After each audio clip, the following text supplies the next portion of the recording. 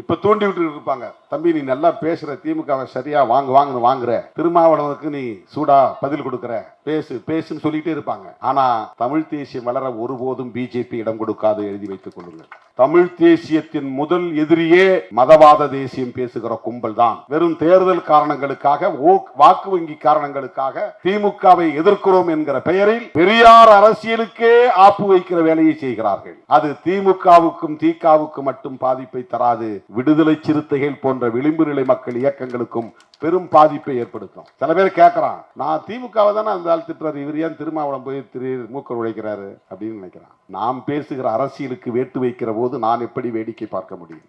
பெரியார் அரசியல் என்பது சிறுத்தைகளின் அரசியல். இப்போ அண்ணன் திருமாவளவன் தான் பெரியார்.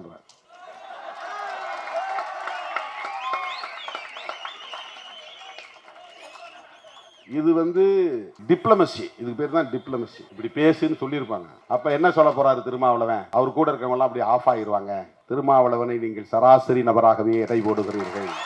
நான் அவருக்காக மட்டும் சொல்ல, எல்லாருக்காகவும் சொல்றேன், எல்லோருக்காகவும் சொல்லுகிறேன். நான் வழக்கமான சராசரியான நடைமுறைகளை பின்பற்றுகிற, ஆசைப்படுகிற ஒரு நபர் இல்லை. அதை உங்களுக்கு நான் சொல்லணும். யாருக்கு சொல்லணும் இல்லை, உங்களுக்கு நான் சொல்லணும். நீங்க என்னை பின்பற்றக்கூடியவர்கள், என் தலைமையை ஏற்றுக்கொண்டிருப்பவர்கள். பெரியாருடைய உழைப்பையும் பெரியாருடைய தியாகத்தையும் உள்நோக்கம் கற்பித்து கொச்சைப்படுத்துவது அவரை மட்டும் பாதிக்காது. நீங்க பேசுறியா திராவிடம் இல்லாத திராவிடம்? நான் திராவிடம் இல்லாத திராவிடம் சொல்லல, இல்லாத திராவிட தேசியம் சொன்னேன். ஒவ்வொரு சொல்லுக்கும் பெரிய வலிமை உண்டு, பொருள் உண்டு, ஆழமான பொருள் உண்டு. இல்லாத திராவிட தேசியம் இது வேற, இல்லாத திராவிடம் இது வேற. திராவிடம் இருக்கிறது, திராவிட தேசியம் இல்லை. இதுதான் விடுதலை சிறுத்தைகளின் நிலைப்பாடு. திராவிடம் இருக்கிறதுனா என்ன? திராவிடம் என்றால் ஆரியத்திற்கு எதிரானது, பார்ப்பனியத்திற்கு எதிரானது, சனாதனத்திற்கு எதிரானது. இந்துத்துவா, இந்துத்துவா அப்படின்னு இழுத்தம்னா அது பிஜேபி ஆர்எஸ்எஸ் கோட்பாடு. இந்துத்துவம் அப்படின்னா திமுகவில் இருக்கிற இந்துக்களுக்கும் பொருந்தக்கூடியது. ரெண்டுக்கு வேறுபாடு இருக்கு. இந்துத்துவா அவனுடைய கோட்பாடு. இந்துத்துவம் அப்படிங்கிறது இந்து நம்பிக்கை உள்ளவங்க புரிஞ்சுக்கிற மாதிரி அதுக்கு. இந்துயிசம் அதான் இந்துத்துவம். இந்துயிசம் என்பது வேறு, இந்துத்துவா என்பது வேறு. பிஜேபி ஆர்எஸ்எஸ் பேசுவது இந்துத்துவா. அது என்ன அர்த்தம்னா, மதவெறியை தூண்டி இஸ்லாமிய வெறுப்பை, கிறிஸ்தவ வெறுப்பை விதைத்து மத கலவரத்தை தூண்டி வெற்றி பெற்று இந்த தேசத்தை இந்து ராஷ்டிரம் என்று அறிவிப்பது. இதுதான் இந்துத்துவா. இந்துயிசம்னா என்ன?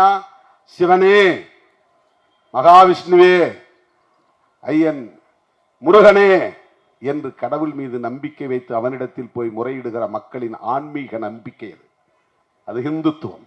அது இந்துயிசம். சிவபெருமான் இப்படி தோன்றினாரு, மகாவிஷ்ணு இப்படி தோன்றினாரு, இவர் திருவிளையாடல் பண்ணாரு, அவர் தசாவதாரம் எடுத்தாரு. இதுவெல்லாம் புராண கதைகளாக இருந்தாலும் அது ஒரு நம்பிக்கை. அந்த நம்பிக்கை என்பது இந்துயிசம். அது வேறு. அதை நாம் விமர்சிக்கவில்லை. குலதெய்வங்களை கும்பிட்டாலும் அல்லது தமிழ் கடவுளை கும்பிட்டாலும் அல்லது பெருந்தெய்வங்களை கும்பிட்டாலும் அது இந்து மக்களின் நம்பிக்கை. அதை நாம் விமர்சிக்கவில்லை, அதை நாம் எதிர்க்கவில்லை. நம்முடைய எதிர்ப்பு பிஜேபி ஆர்எஸ்எஸ் முன்வைக்கிற இந்துத்துவா. நீங்க சொல்லும் போது எச்சரிக்கையா உச்சரிக்கணும்.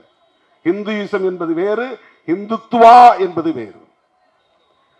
ஆக திராவிடம் என்பது இந்துத்துவாவிற்கு எதிரானது, அல்லது சனாதனத்திற்கு எதிரானது, அல்லது பார்ப்பனியத்திற்கு எதிரானது, அல்லது ஆரியத்திற்கு எதிரானது. ஆரியனா ரொம்ப வைடா புரிஞ்சுக்கணும். பார்ப்பனியனா ரொம்ப கரெக்டா ஸ்பெசிபிக்கா பார்ப்பனர்களுடைய நலன்களுக்கானது. ஆரியர்கள்ல பல வகைகளா உண்டு. பிராமணர்கள் மட்டும் ஆரியர்கள் கிடையாது. ஈரானிலிருந்து வந்தவங்க எல்லாமே ஆரியர்கள் தான். இப்ப ஈரானை சார்ந்த இஸ்லாமியர்களே ஆரியர் தான். ஹிட்லரே ஒரு ஆரியன் தான். ஹிட்லரே ஒரு ஆரியன் தான். ஒரு பிராமணனா கிடையாது, பிராமணர் கிடையாது. பிராமணர் வேற, இந்தியாவில் இருக்கிறவங்க அவங்கள நாம பார்ப்பனர்கள் தமிழ்ல சொல்றோம். அவர்களும் ஆரியர்கள் தான். நம்ம ஹிட்லரும் ஆரியர் தான். அதனாலதான் இங்க இருக்கிற ஆர்எஸ்எஸ் காரர்கள் ஜெர்மனிக்கு போய், ஐயா நீ நானும் ஒரே ரேஸ் தான், நானும் ஆரியன் ரேஸ், நீ ஆரியன் ரேஸ். ரேஸ்ங்கிறது வேற, எத்னிக்ங்கிறது வேற. ஆங்கிலத்தில் ரேஸ் அப்படின்னா திராவிடியன் ரேஸ், அது இருக்கு இந்தியாவுக்குள்ள. ஆரியன் ரேஸ் இந்தியாவுக்குள்ள இருக்கு. தமிழன ரேஸ்னு சொல்ல முடியுமா? ரேஸ்னு சொல்ல முடியாது. ரேஸ்னா அந்த ஓட்டத்துக்கு போறோம், அதே சொல்லுதான், அதே ஸ்பெல்லிங் தான். RACA CE RACE race. அந்த இனம் அது ஒரு வகையான இனத்தின் பெயர். Mongolian race, Aryan race, Dravidian race. அந்த திராவிடியன் ரேஸ்க்குள்ள Tamil ethnic group, Malayalam ethnic group, Kannada ethnic group, இதெல்லாம் அந்த குழுக்கள். எத்னிசிட்டி. இது மொழி வழி தேசியம், அது இன வழி தேசியம். ரெண்டுக்கு வேற. நாம சொல்றது திராவிடம்ங்கிற கருத்தியல் இருக்குன்னு சொல்றோம். எதுனா ஆரியத்தை எதிர்ப்பது, பார்ப்பனியத்தை எதிர்ப்பது, அது இன்னும் ரொம்ப நுட்பமா சொன்னா சனாதனத்தை எதிர்ப்பது. இதெல்லாம் ஒரு அரசியல் கட்சியின் செயல் திட்டமா மாறும்போது ஹிந்துத்துவா அப்படின்னு மாறிடுது. அந்த ஹிந்துத்துவா என்பது பிஜேபிக்கான செயல் திட்டம், அது இந்து மக்களின் செயல் திட்டம் கிடையாது. ஹிந்துத்துவா என்பது இந்து மக்களின் செயல் திட்டம் கிடையாது. இந்துத்துவா என்பது ஆர்எஸ்எஸ் செயல் திட்டம். வீர சாவர்கரை போற்றுவது, கோல்வாக்கரை ஏற்றுக்கொள்வது, நாத்துராம் கோட்சேவை தேசபக்தர் என்று சொல்லுவது, இஸ்லாமியர்களை வெறுப்பது, கிறிஸ்தவர்களை வெறுப்பது, சாதி வெறியை தூண்டுவது, மத உணர்வை வளர்ப்பது, இந்து பெரும்பான்மை வாதத்தை வலுப்படுத்துவது, இதெல்லாம் தான் ஹிந்துத்துவா. இதுக்கும் சிவனை நம்புறதுக்கு என்ன சம்பந்தம் இருக்கு சொல்லுங்க? சிவன், மகா சிவன் அல்லது மகாவிஷ்ணு, இந்த கதையாடல்கள்லாம் தனி. இது ஹிந்துயிசம். பிஜேபி பேசுவது ஹிந்துயிசம் இல்லை. உங்க இந்துயிச உணர்வை அவங்க பொலிட்டிக்கலி எக்ஸ்பிளாய்டிங், அதை சுரண்டுகிறார்கள். உங்க மத உணர்வையும் சாதி உணர்வையும் கடவுள் நம்பிக்கையும் அவர்களின் அரசியல் ஆதாயத்திற்காக சுரண்டுகிற நடவடிக்கையின் செயல் திட்டம் தான் ஹிந்துத்துவா. பிஜேபியை நாம் எதிர்க்கிறோம் என்பதற்கு காரணம் அவர்கள் இந்துக்கள் என்பதற்காக அல்ல, ஹிந்துத்துவாவை உயர்த்தி பிடிக்கிறவர்கள் என்பதற்காக. RSS எதிர்ப்பதற்கு காரணம் அவர்கள் இந்துக்கள் என்பதற்காக அல்ல, ஹிந்துத்துவா என்கிற செயல் திட்டத்தை உயர்த்தி பிடிப்பதனால் எதிர்க்கிறோம். இந்த வேறுபாட்டை நாம் புரிந்து கொள்ள வேண்டும். எனவே இந்தியாவில் இருக்கிற எல்லா தலித் அமைப்புகளும் தலித் தலைவர்களும் உங்கள் அரசியல் வித்தைகளுக்கு இணங்கி போயிருக்கலாம். நாங்கள் சின்னஞ்சிறு அமைப்பாக தமிழ்நாட்டுக்குள்ளே இருக்கலாம். தாவீது கோலியாத் கதையை போல கோலியாத்தை, மிகப்பெரிய ஜாம்பவானை தாவீது என்கிற சிறுவன் தான் வீழ்த்தினான்.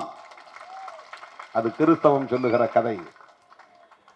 பிஜேபி RSS என்கிற கோலியாத்தை VCK என்கிற டேவிட் எதிர்த்து நிற்கிறான்.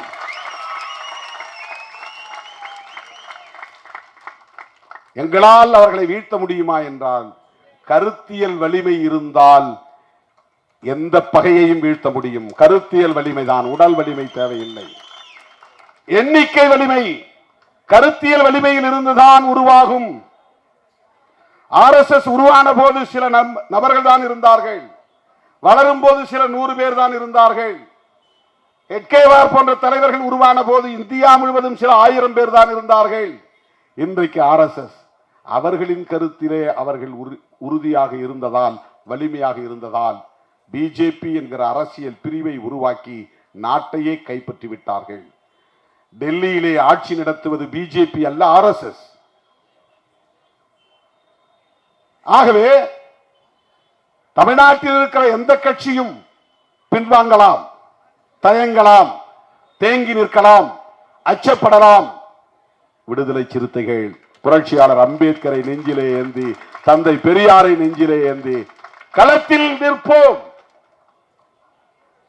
எங்களுக்கு இருக்கிற ஒரே வலிமை புரட்சியாளர் அம்பேத்கர் என்கிற பெயர்தான். எங்களுக்கு இருக்கிற ஒரே வலிமை அவருடைய கோட்பாடுதான். எந்த துணிச்சலில் பேசுகிறோம்? அம்பேத்கர் என்கிற பெயர் எங்களோடு இருக்கிறது என்கிற துணிச்சலில் பேசுகிறோம். அவருடைய கருத்துக்களை, கொள்கைகளை, கோட்பாடுகளை புரிந்து வைத்திருக்கிறோம். அதை ஒருபோதும் நாங்கள் விட்டுக் கொடுக்க மாட்டோம். அது நீர்த்து போக அனுமதிக்க மாட்டோம். அவர் வகுத்தளித்த அரசமைப்பு சட்டத்தை தூக்கி எறிவதற்கு இடம் தர மாட்டோம். இதை சாதிக்கிறதுக்கு எங்களுக்கு எங்க கொள்கையோடு ஒத்து போறக்கூடிய ஆட்களோட உறவு தேவைப்படுகிறது. அதனால் மதசார்பற்ற கூட்டணியில் விடுதலை சிறுத்தைகள் கட்சி இடம்பெற்றிருக்கிறது. நான் பிஜேபியோட இருந்தா இதெல்லாம் பேச முடியுமா? பிஜேபி கூட்டணியில் போய் இந்த மேடையில் நின்னா மோடியோடு நிற்கிறேன் அப்படிங்கிற மகிழ்ச்சி தான் இருக்கும்.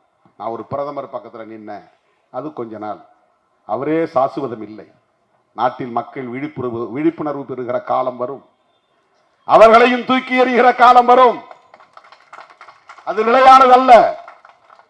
ஆக தற்காலிகமாக பதவிக்காக, பரிசுக்காக, புகழுக்காக நாங்கள் ஒரு நிலைப்பாட்டை எங்களின் அடிப்படை கோட்பாடுகளில் இருந்து மாற்றி ஒருபோதும் எடுக்க மாட்டோம்.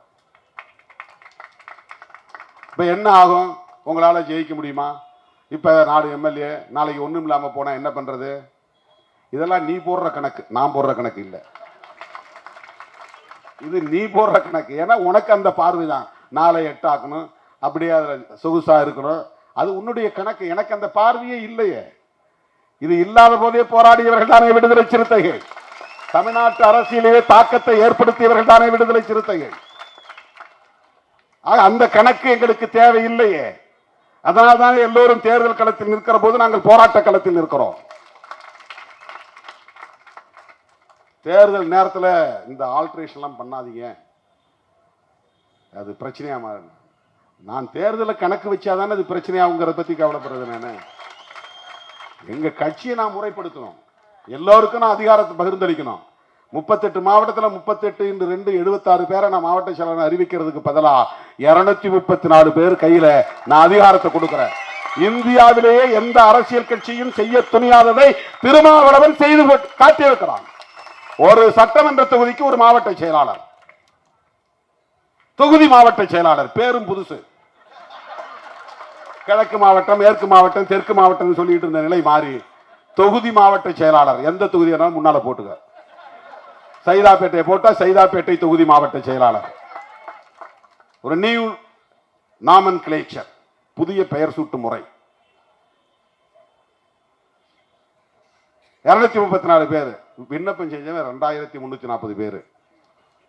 எனக்கு தெரியும் மிச்சால் பூரா என்ன திட்டுவான், சபிப்பான், சாபமிடுவான், மன்னவாரி தூற்றுவான். என்னையா இந்த ஆளு? என் மேல கோபிக்க முடியாதவனா கூட இருக்கிறவன சொல்லுவாங்க, இந்த ஆளால் தான் இந்த பிரச்சனை. இந்த பாவரசி இருக்கிற வரையிலும் இந்த கட்சி உருப்படாது, இந்த சேக்கு வரா இருக்கிற வரையிலும் உருப்படாது, அந்த வன்னி அரசு பண்ற வேலை தான், ரவிக்குமார் பண்ற வேலை தான், சிந்தனை செல்வன் பண்ற வேலை தான். சத்தியமா சொல்றேன், யாருமே எதுவுமே சொல்லலை. இந்த ஆளுக்கு போடுங்க, அந்த ஆளுக்கு போடுங்க, அந்த ஆளுக்கு போடுங்க. சில பேர் கொடுத்துருப்பாங்க, நான் வாங்கி வாங்கி பைக்குள்ள வச்சிருப்பேன். 1 2 பேர் அதை நான் பார்க்கவே கிடையாது.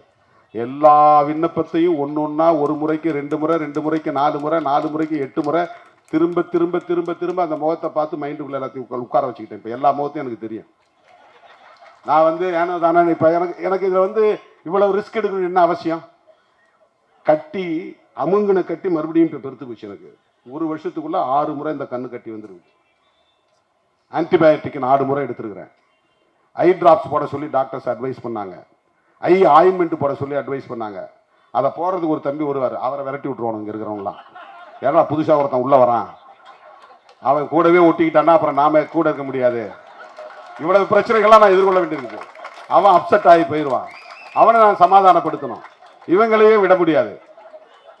தூங்குறதும் இல்லை. 2 மணி நேரம் 3 மணி நேரம் எதுக்கு நான் இவ்வளவு ரிஸ்க் எடுக்கணும்? நீங்க எழுதி கொடுங்கப்பா, இந்த உன்ட்ட ஒரு மாவட்டம் கொடுக்குறேன், உன்ட்ட ஒரு 10 மாவட்டம், ஒரு 10 மாவட்டம் உங்களுக்கு தெரிஞ்ச ஆளை எழுதி கொடு, கையெழுத்து போட்டு நான் பாட்டு போயிட்டே இருக்கலாம் இல்லையா? என்ன குடிமொழிகிற போயுது? அப்படி இல்லை. இந்தியாவிலேயே எந்த கட்சியும் எந்த கட்சி தலைவரும் துணியாததை துணிந்து ஒரு முடிவெடுத்து இன்றைக்கு 234 தொகுதி மாவட்ட செயலாளர்களை அறிவித்திருக்கிறோம்.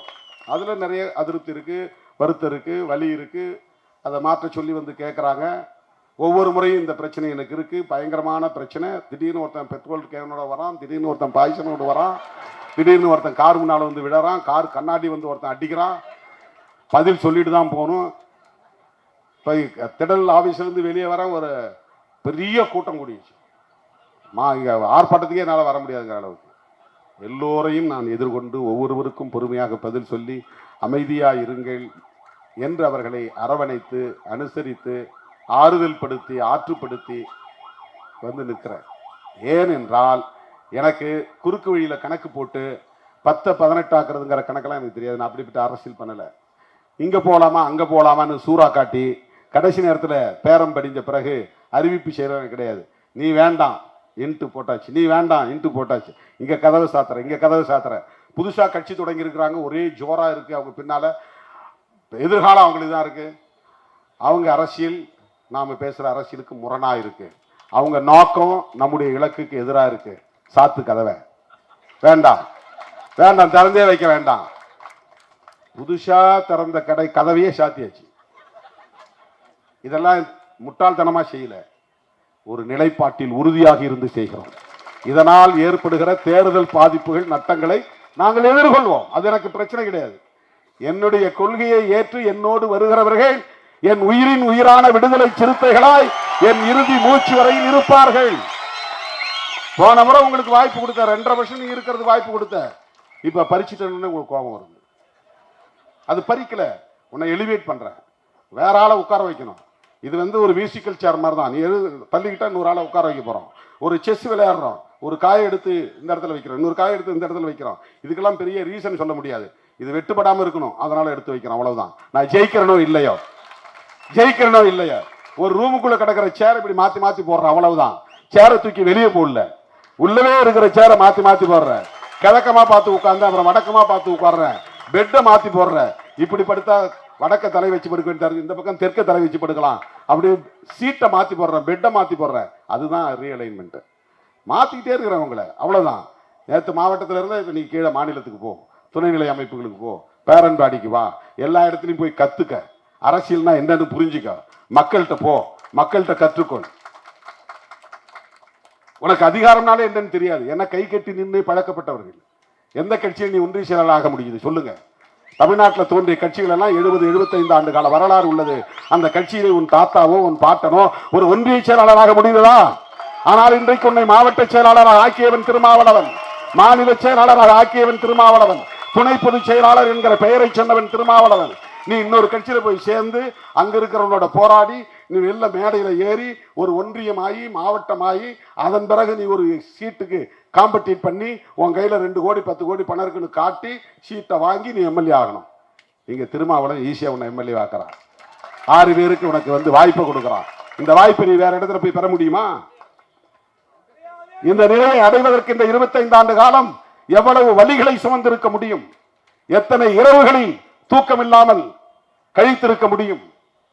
ஏதோ தானோ என்று புழுக்களை இல்லை. இது வாக்கு வங்கியை நிரூபிக்காமல் ஒரு கட்சி அங்கீகாரம் பெற்றது என்று சொன்னால் அந்த பெருமைக்குரிய கட்சி இந்தியாவிலேயே விடுதலை சிறுத்தைகள் கட்சி தான்.